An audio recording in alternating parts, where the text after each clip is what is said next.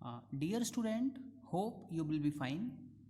हम function aspects के बारे में स्टडी कर रहे थे और हमने प्रीवियस लेक्चर में देखा था कि हमने function with argument and with return type create किया था।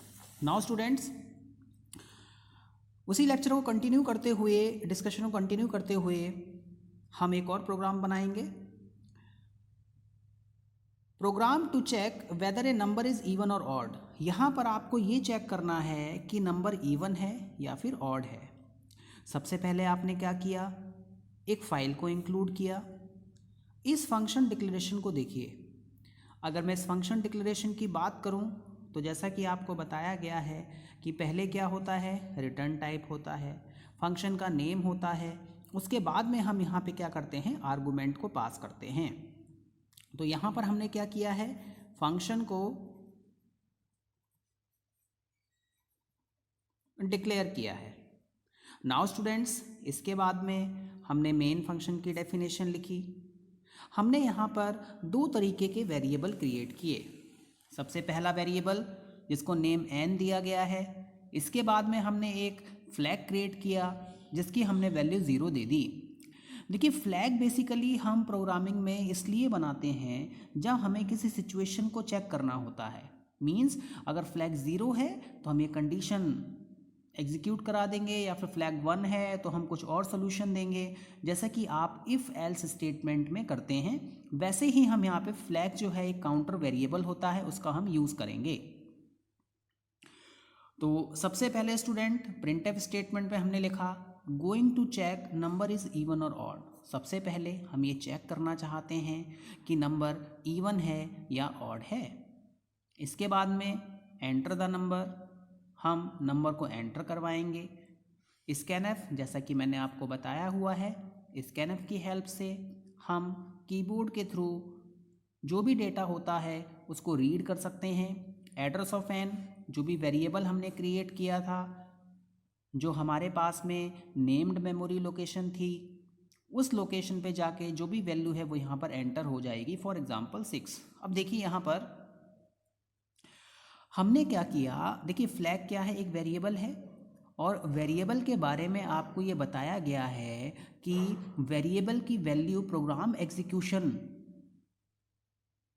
के टाइम पर चेंज होती रहती है।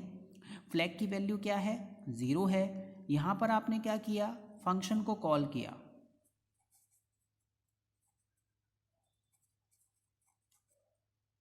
नाउ फंक्शन के रिगार्डिंग हमने आपको तीन बातें बताई हैं। सबसे पहले फंक्शन आप डिक्लेयर करेंगे, फंक्शन को कॉल करेंगे। जब आप फंक्शन को कॉल करोगे तो ऑटोमेटिकली क्या होगा, कंट्रोल आपका दूसरे फंक्शन पे चला जाएगा। देखिए, यहाँ से आपने फंक्शन को कॉल किया तो यहाँ से कंट्रोल मूव करता हुआ आपका इस फंक्शन के आ गया जहाँ पर आपने इस फंक्शन को डिफाइन किया है। देखिए, यहाँ पर रिटर्न टाइप है इंटीजर, तो इट मीन्स ये जो फंक्शन है ये रिटर्न स्टेटमेंट देगा और वो भी इंटीजर टाइप की देगा। इसके बाद में आपने क्या लिखा, फंक्शन का नेम लिखा। यहाँ पर आपने क्या, आर्गूमेंट्स पास किए।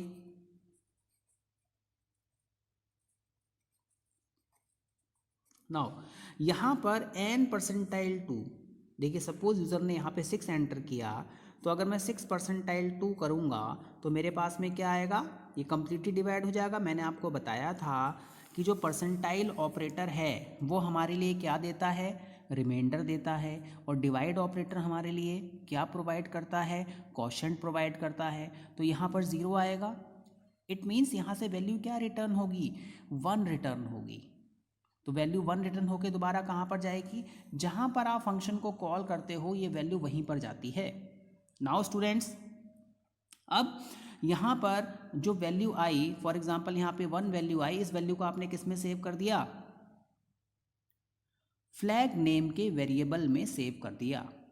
अब यहाँ पर हमने इफ कंडीशन लगाई है, क्या, if flag is equal to 0। अगर हमारा फ्लैग क्या है, 0 के इक्वल है तो नंबर क्या है, ऑड है, और अगर ऐसा नहीं है तो नंबर क्या है, इवन है। यहाँ पर मेरे पास में 1 वैल्यू रिटर्न होके आई थी, क्योंकि रिमाइंडर क्या है, 0 है, हमने रिटर्न करा दिया 1, यानी हमने क्या किया, स्टेटस को चेंज कर दिया। तो यहाँ पे क्या प्रिंट होके आएगा, नंबर इज इवन। सपोज यहाँ पे यूज़र ने 5 एंटर किया होता और यहाँ पर हम फंक्शन के इनसाइड हमने इसको कॉल किया और ये वैल्यू यहाँ पे पास हुई होती, तो यहाँ पर रिटर्न क्या आता, वैल्यू 0 आती। ठीक है, तो फ्लैग तो ऑलरेडी ही 0 है, तो यहाँ पे फ्लैग इक्वल टू 0, तो नंबर क्या हो गया हमारा, ऑड हो गया। स्टूडेंट्स प्रोग्राम को एक बार दोबारा एनालाइज करिए।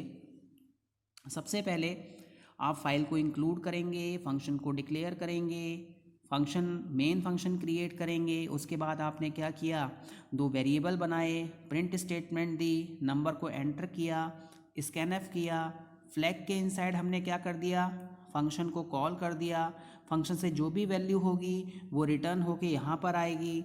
अगर फ्लैग 0 0 है तो नंबर आप ऑड शो कर देंगे, और अगर फ्लैग क्या है 1 है, इट मीन्स यहाँ से वैल्यू रिटर्न होके 1 आ रही है, तो उसको आप क्या लिख देंगे, number is even. Now students आपको ये बताया गया है कि जो हमारी सी लैंग्वेज है वो क्या है, फंक्शनल प्रोग्रामिंग लैंग्वेज है, मॉड्यूलर प्रोग्रामिंग लैंग्वेज है। यहाँ पे हम फंक्शंस को क्रिएट करते हैं। तो सबसे पहले हम बात करते हैं सी के लाइब्रेरी फंक्शंस की। देखिए, सी में जो भी हम फंक्शन बनाते हैं वो हमारे 2 टाइप के फंक्शन होते हैं। एक तो यूज़र डिफाइंड फंक्शन होता है और दूसरा हमारे पास में क्या होता है, ऐसे फंक्शंस होते हैं जो कि ऑलरेडी आपको प्रोग्रामिंग के साथ में दिए गए हैं। ऐसे फंक्शंस जो कि पहले से ही अवेलेबल हैं, उन फंक्शंस को हम लाइब्रेरी फंक्शंस कहते हैं। स्टूडेंट्स, ये क्वेश्चन आपके एग्जामिनेशन के हिसाब से भी बहुत इम्पॉर्टेंट है। आता है कि what is C library functions, तो आपको ये देखना है। Library functions are the inbuilt function in C that are grouped and placed at a common place called the library. Library functions inbuilt functions होते हैं। It means इन functions को आप create नहीं करते हो। C लैंग्वेज के साथ में ये functions दिए जाते हैं, ये पहले से ही created हैं, inbuilt हैं, और इन functions को group किया जाता है और एक ऐसी प्लेस पर, एक कॉमन प्लेस होती है, कहने का मतलब जहाँ पे बहुत सारी फाइल्स एक साथ में रखी जाती हैं, उनको हम लाइब्रेरी कहते हैं। ये जितने भी फंक्शंस होते हैं इन सबका एक स्पेसिफिक टास्क होता है, इन सबका एक स्पेसिफिक ऑपरेशन होता है जिसको कि परफॉर्म किया जाता है। सबसे पहले हम बात करते हैं प्रिंटफ की। देखिए, आपने प्रिंटफ को यूज़ किया है, आपने स्कैनफ को यूज़ किया है। तो प्रिंटफ की बात करें तो प्रिंटफ क्या है, हमारा एक लाइब्रेरी फंक्शन है जिसका कि यूज़ हम कंसोल पर, हमारी मॉनिटर स्क्रीन पर कुछ प्रिंट करने के लिए करते हैं। सिंपल लैंग्वेज में हम ये कह सकते हैं कि जो हमारे लाइब्रेरी फंक्शंस होते हैं ये डिज़ाइनर्स क्रिएट करते हैं, ये प्रोग्रामर्स क्रिएट करते हैं जिन्होंने कंपाइलर लिखा हुआ होता है। कंपाइलर भी क्या है, बेसिकली आपका एक सॉफ्टवेयर प्रोग्राम है। नाउ स्टूडेंट्स, लाइब्रेरी फंक्शंस की अगर हम बात करें तो जितने भी हमारे लाइब्रेरी फंक्शंस हैं वो सारे के सारे फंक्शंस आपके हेडर फाइल्स में हैं और इनका एक्सटेंशन क्या होता है, .h। जैसा कि आप सबसे पहले जब प्रोग्राम लिखते हैं तो आप क्या करते हैं, फाइल को इंक्लूड कराते हो, और ये जो फाइल होती है आपकी, आपने देखा होगा stdio.h आपने लिखा, तो इस फाइल के इनसाइड printf और scanf फंक्शन है। तो .h, देखिए जितनी भी फाइल्स आप बनाते हैं उन सब का कुछ ना कुछ एक्सटेंशन होता है। एक्सटेंशन हमें ये बताता है कि ये फाइल किस तरीके की है। जैसे .h लिखा है तो ये हेडर फाइल है, इट मीन्स प्रोग्राम स्टार्ट करने से पहले ये हेडर सेक्शन में आती है। नाउ स्टूडेंट्स, हम .exe की बात करें, exe एग्जीक्यूटेबल फाइल्स होती हैं। आपने वर्ड में कुछ लिखा, उसको सेव कर दिया तो वह हमारी txt फाइल्स है। Students, we need to include header file in our program to make use of library function. अगर हम लाइब्रेरी फंक्शन का यूज़ करना चाहते हैं तो हमको हेडर फाइल को अपने प्रोग्राम में इंक्लूड करना होगा। सी लैंग्वेज के साथ में बहुत सारी हेडर फाइल्स आती हैं, लेकिन ऐसी फाइल्स जो ज़्यादा यूज़ होती हैं उन सब के बारे में मैं आपको बताता हूँ। तो स्टूडेंट, सबसे पहले हम बात करें most commonly used header file are given below. ऐसी फाइल जिनका कि आप प्रोग्राम में ज़्यादा यूज़ करते हैं, सबसे पहले हमारे पास में stdio.h फाइल है। ये जो फाइल है ये हमारी standard input output header file है। इस फाइल के इनसाइड वो सारे फंक्शंस होते हैं जिन फंक्शंस की हेल्प से हम इनपुट या आउटपुट को परफॉर्म करते हैं। स्टूडेंट्स, इसके बाद में कॉनियो फाइल है। अगर हम कॉनियो फाइल की बात करें तो हमारी ये console input output header file है। इसके इनसाइड अगर आप मॉनिटर पे कुछ वर्क परफॉर्म करने, जैसे आपको क्लियर स्क्रीन करना है, आपको कलर चेंज करने हैं, तो इस फाइल की हेल्प से आप सारा का सारा ऑपरेशन परफॉर्म करा सकते हो। स्टूडेंट्स, इसके बाद हमारे पास में string.h फाइल होती है। ये हमारी ऐसी हेडर फाइल है जिसमें स्ट्रिंग को हैंडल करने के लिए सारे फंक्शंस दिए हुए हैं। देखिए, अगर आपको कोई कैरेक्टर एंटर करना होता है तो हम वहाँ पे क्या करते हैं, %C लिख देते हैं। कैरेक्टर सिंगल कोट में आता है। सपोज़ मैंने आपसे कहा कि आपको अपना पूरा का पूरा नाम एक बार में एंटर करना है। आपका नेम क्या है, ग्रुप ऑफ कैरेक्टर्स है, और जो हमारे ग्रुप ऑफ कैरेक्टर्स होते हैं वो स्ट्रिंग कहलाता है। तो इसको एंटर करने के लिए आपको यहाँ पे इन फंक्शंस की हेल्प लेनी पड़ेगी। गेटएस मीन्स आप पूरी की पूरी स्ट्रिंग को रिसीव कर लीजिए। पुटेस मीन्स उसको आप मॉनिटर पे शो कर दीजिए।